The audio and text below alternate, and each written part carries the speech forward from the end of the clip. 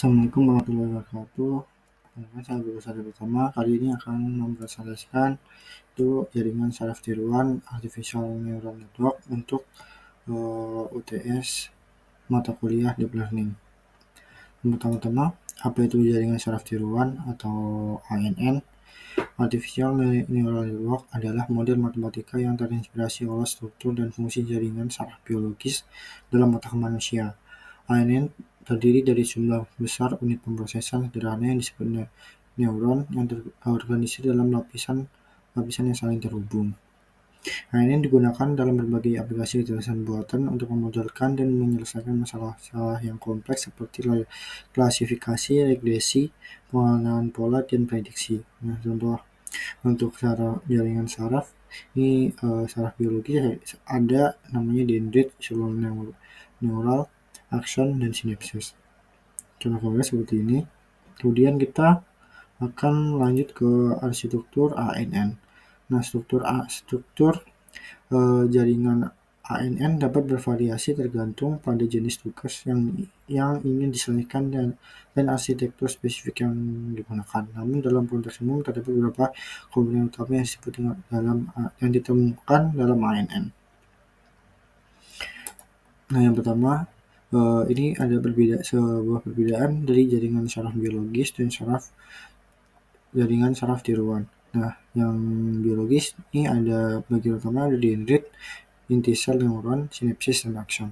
Nah, untuk jaringan saraf tiruan ini ada masukan atau input, simple node, bobot atau wake, dan keluaran output. Kemudian kita akan lanjut ke arsitekturnya. Yang pertama, ini di sini ada input layer yang ditunjukkan oleh gambar kuning. Di sini input layer. Nah, seperti namanya, lapisan ini menerima input dalam beberapa format berbeda yang disediakan oleh programmer. Kemudian selanjutnya ada hidden layer. Hidden layer ada di tengah-tengah ini. Lapisan tersembunyi atau hidden layer menjembatani lapisan input dan output. Nah, jadi hidden layer ini akan menjembatani input dan output. Nah, kemudian yang hijau ini masih hidden layer yang kedua. Kemudian yang orange ini adalah output layer.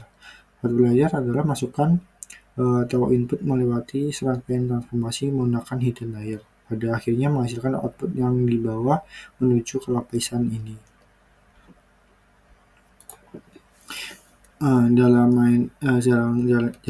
jaringan saraf tiruan ada berbagai jenis jaringan. Pertama ada perceptron. Contoh gambarnya seperti ini. Jenis jaringan saraf ini paling dasar dan tertua adalah perceptron.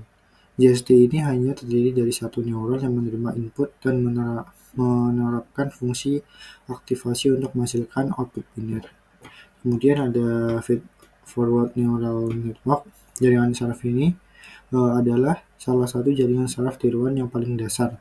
Dalam JST, data atau input diberikan berjalan dalam satu arah. Kemudian ada recurrent neural network. Untuk gambarnya seperti ini.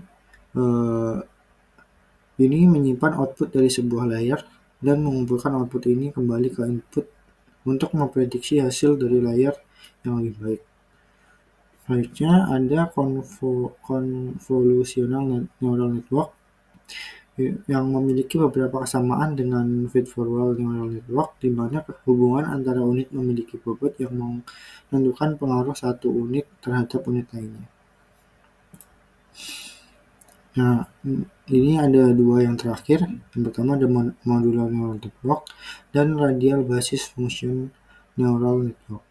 Nah, untuk modular neural network berisi kumpulan jaringan saraf yang berbeda dan bekerja secara independen untuk mendapatkan output tanpa interaksi di antara neuronnya. Kemudian untuk convolutional neural network memiliki beberapa kesamaan dengan di mana hubungan antara unit memiliki bobot yang pengaruh terhadap unit lainnya. Nah, yang terakhir kita akan membahas cara kerja ANN. Nah, pertama, jaringan saraf tiruan paling baik direpresentasikan sebagai graf berarah dan berbobot, di mana neuron berbuatan membentuk simpul atau node hubungan antara output neuron dan input neuron dapat dilihat sebagai tepi berarah dengan bobot.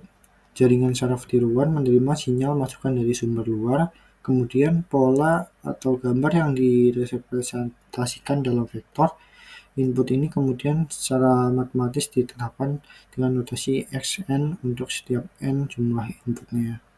Contoh gambarnya seperti ini, ada input sinyal dan error signal. Ini dari input layer menuju hidden layer lalu selanjutnya ke output layer. Kemudian selanjutnya setelah proses itu masing-masing input dikalikan dengan bobot yang sesuai. Itu bobot ini adalah data yang digunakan oleh jaringan saraf tiruan untuk memecahkan masalah tertentu secara umum.